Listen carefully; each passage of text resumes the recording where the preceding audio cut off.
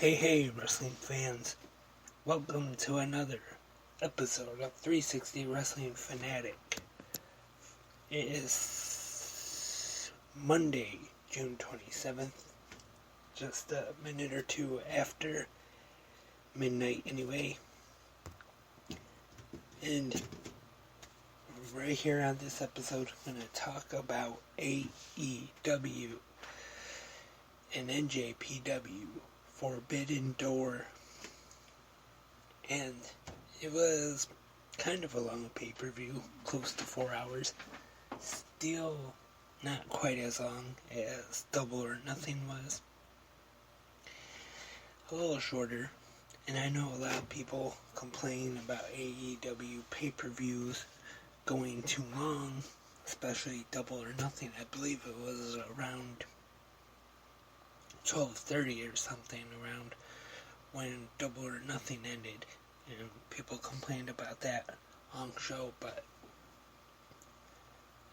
for tonight, as far as Forbidden Door goes, I thought it was great and did not drag at all. I was into the whole pay-per-view, into the whole show, almost the whole 4 hours, plus the 1 hour buy-in, which some people just say, 5 hours, including the buy-in, but I kind of like to separate them a little bit.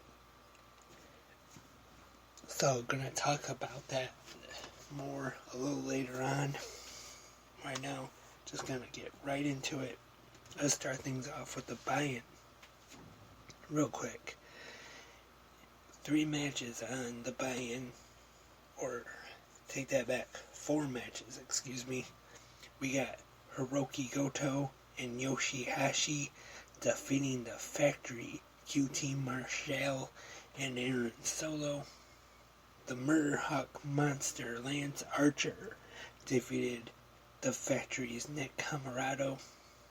Swerve in Our Glory, Keith Lee and Swerve Strickland defeated Suzuki-gun.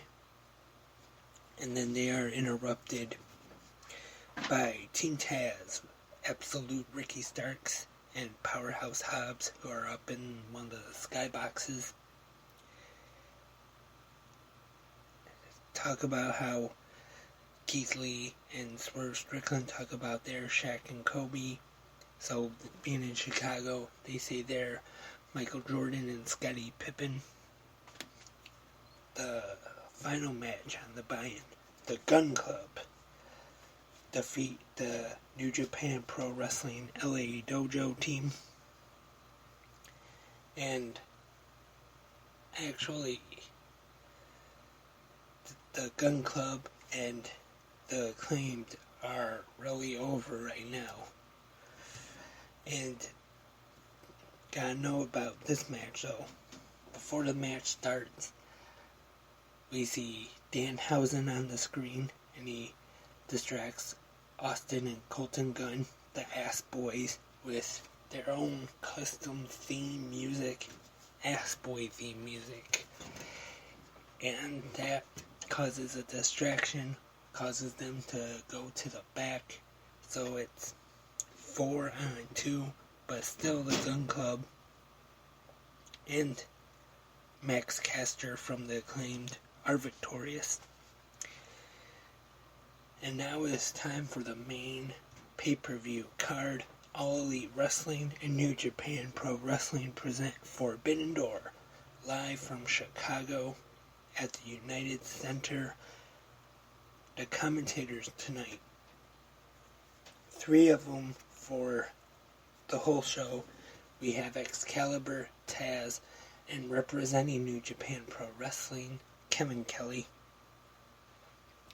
And then later on we'll be joined by Tony Schiavone for one match and Jim Ross for the last few matches. And then we start off with trios match, or 8-man tag, excuse me. We got from the Jericho Appreciation Society, Chris Jericho and Sammy Guevara, the Sex Gods,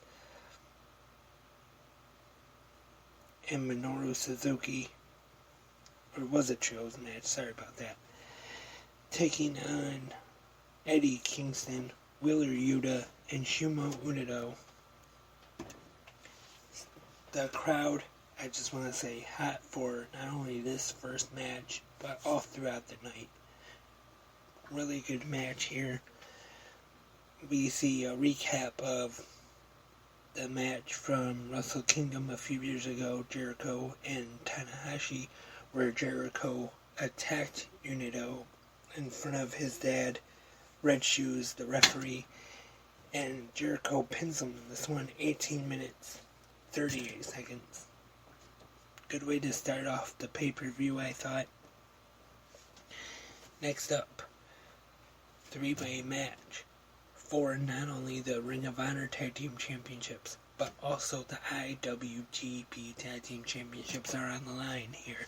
We got FTR, the United Empire, Jeff Cobb and the Great Khan, and Roppongi Vice, Trent Beretta, and Rocky Romero. Really good one here. Great tag team action, I thought, from all three teams. First off, Dax Harwood taking out the match for a little bit, Cash Wheeler on his own. But in the end, is Dax Harwood getting the pin on Trent Beretta, scoring the win for FTR, 16 minutes, 29 seconds. Now FTR, Ring of Honor World Tag Team Champions, and IWGP World Tag Team Champions. So, Kevin Kelly was happy about this. So now this means they'll be making more appearances in New Japan Pro Wrestling, so he gets to call their matches. And we now have the four-way match for the first ever AEW All-Atlantic Championship. We have Clark Connors, Pac, Malachi Black, and Miro. This one was supposed to be Tomohiro Ishii competing in it, but of course he was injured and taken out of the match, so replaced by Clark Connors. And really good match here, though. I thought Pac making history, becoming the first ever AEW All-Atlantic Champion, 15 minutes, 3 seconds. Good match here. I'm actually surprised. I was kind of expecting Miro for them to put the title on him. But it is Pac, first ever All-Atlantic Champion. Really good match here. And next up, we have, which was supposed to be an 8-man tag, but turned into a trios match. The Dudes with Attitudes, Sting, Darby Allin, and Shingo Takagi versus the Bullet Club and Undisputed Elite team of the Young Bucks and El Phantasmo. This one, we start off, we see the entrances of Shingo, Darby Allin, and Sting. We hear the music and everything, but no Sting. And then the lights go out, comes from the ceilings, just like back in the WCW days. And also for this match, Tony Schiavone has joined the announce team on commentary, along with Excalibur, Taz, and Kevin Kelly. In this one, Shingo pins Phantasmo to score the victory for the Dudes with the Attitudes. 12 minutes, 57 seconds. Another really good match. First, I know I've been saying that, but really, this one, there was not a bad match on the show at all. I enjoyed this match. And now Tony Schiavone goes to the back and interviews Shoma Unomo, and he's interrupted by Chris Jericho and the JAS, Jericho Appreciation Society, they say they respect him, but then Jericho throws a fireball in his face.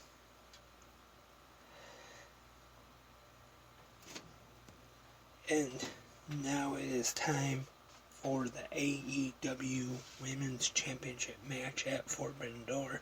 Toni Storm challenging against the current AEW Women's Champion Thunder Rosa.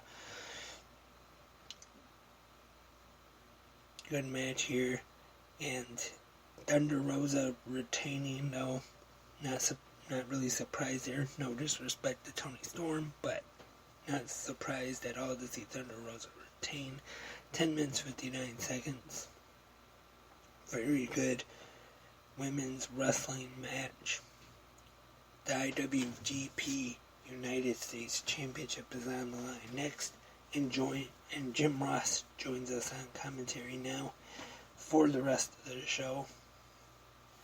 It is Will Ospreay defending against Orange Cassidy. And this one, I know a lot of people weren't too sure about, because there's some critics of Orange Cassidy. Some people, for some reason, aren't really a fan of his. I am, though. And I was actually looking forward to this match. And in my opinion, it definitely did not disappoint. Really good match here. Definitely an entertaining match. Of course, typical kind of usual Orange Cassidy match we see, but very good here. Will Ospreay retains, defeats Orange Cassidy, 16 minutes 36 seconds, but still a very good match. And then we see Aussie Open get involved, and then Roppongi Vice come out trying to make the save. And we see Shibata come in and help too, against Aussie Open and Ospreay. And next up, Zack Sabre Jr. in action, which he was supposed to face the American Dragon, Bryan Danielson. But as I've talked about here on the podcast lately, it's been all in the news, Bryan Danielson not cleared, as we found out last Wednesday night on Dynamite. His replacement, though, it was talked about online recently, and the internet was right. Who it was? The former Cesaro. Now, once again, Claudio Castagnoli got a huge pop from this Chicago crowd at the United Center. And good to see him back. He definitely looked recharged, revamped, rejuvenated, whatever you want to call it. And these two put on great wrestling match of the year candidate, I thought, these two. And Castagnoli showing off his strength, picking up Sabre with one arm, carrying him back in the ring a couple times early on in the match. He goes for the giant swing, but isn't able to, and then he does, though eventually. Great match, and getting the win in his AEW debut with the Ricola, 18 minutes 29 seconds. It is Claudio Castagnoli, and I mean, don't get me wrong, he was great in WWE as Cesaro, but in this one, this is the best I've seen him in quite a while. Like I said, definitely rejuvenated, and definitely good to see him back. And not only did he take Bryan Danielson's place in this match against Zack Sabre Jr. at Forbidden Door, but he is the newest member of the Blackpool Combat Club, and he will be competing in Blood and Guts this Wednesday night at Dynamite in Detroit. which I will be at the Little Caesars Arena. Of course, I'm going to talk about that. That is this Wednesday night. Now we know everybody that is going to be in the Blood and Guts match. Definitely excited for that. Now let's get back to Forbidden Door. One of the main events now for the IWGP World Heavyweight Championship 4-way match. We have the champion, the Switchblade, Jay White, defending against Hangman Adam Page, Adam Cole, Baby, and Kazuchika Okada. Another, I know I sound like a broken record, but another great match here. And surprisingly, we see Jay White not only retain the IWGP World title in this one by winning this match, but we see him pin Adam Cole. I wonder what that's going to lead to. 20 minutes, 59 seconds. What's that going to mean for the future of the Undisputed Elite and the Bullet Club? Who knows? Maybe nothing will come from it, but it could lead to something. We'll just have to wait and see. Now it is time for the main event of the evening for the AEW Interim World Championship. Jon Moxley taking on Hiroshi Tanahashi. And first we see Jon Moxley in the back, about to make his usual entrance from the crowd, and he has William Regal with him.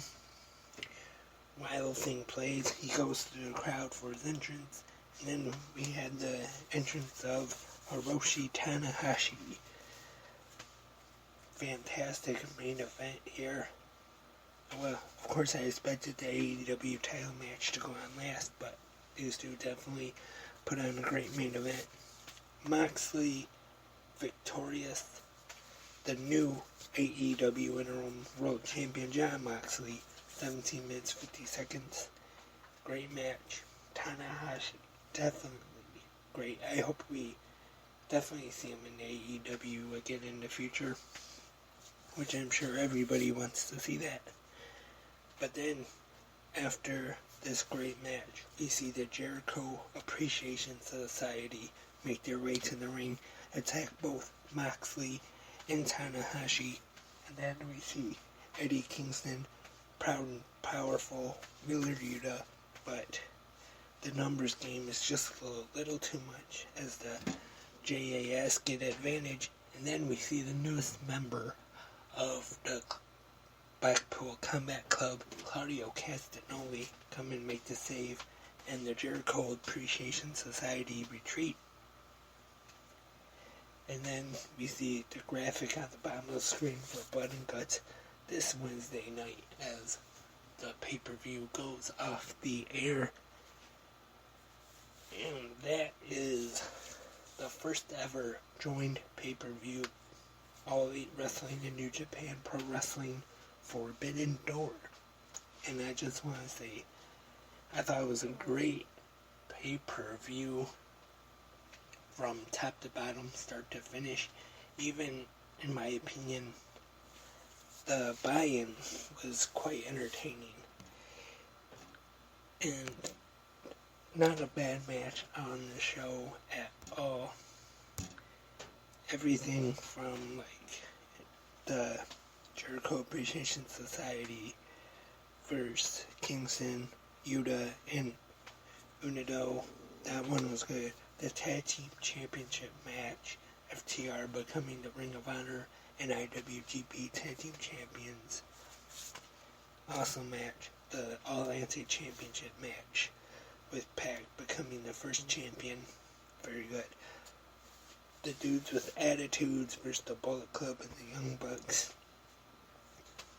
Good to see Sting make his WCW old school from the ceiling entrance. And Tony Storm, Thunder Rosa, good match as I mentioned. Ospreay and Orange Cassidy definitely delivered in my opinion. and Claudio Castagnoli making his AEW debut with a victory over Zack Sabre Jr. Jay White retaining the IWGP Championship, pinning Adam Cole. And then Jon Moxley, Tanahashi putting on a great main event. So overall, great show. Just want to talk about a few other things. I liked the touch with the two ring announcers, English ring announcing and Japanese ring announcing. It was also good to see Justin Roberts back, who has been absent for a little bit. And the commentary I really liked. I thought it was a really good idea to have Kevin Kelly on the English commentary representing New Japan, because of course the pay-per-view in Japan only was also available on NJPW World. So it was good to see him. I was kind of surprised they had Taz on for commentary for the pay-per-view. Thought they would have had JR or Tony with Excalibur and Kevin Kelly, but it was fine though. Well, of course, Tony Schiavone was there for the Dudes with Attitudes match, and then Jim Ross also was there for the last few matches. And definitely gotta give credit to the crowd there in Chicago at the United Center. And some people complain about AEW doing shows, so many shows in Chicago, but you can't blame them, because that is definitely one of the best cities for them. Always a hot crowd when they're there in Chicago, whether if it's the Now Arena or the United Center. And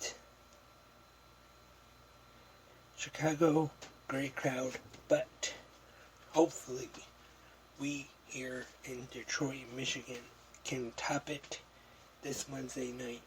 Dynamite, Blood and Guts. I'll be there. 360 Wrestling Podcast there at Little Caesars Arena. And hopefully everybody that's listening to in Michigan right now will also be there. Let's have another hot crowd.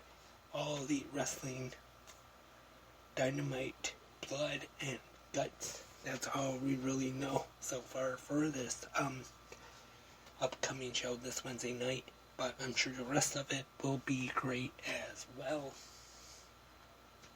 If it's anything like last year's, the first ever Blood and Guts match, which was the Inner Circle taking on the Pinnacle, it's definitely going to be one you do not want to miss. Once again, if you're in the Michigan area, I know there are some tickets available. Not sure about how much, but definitely check it out.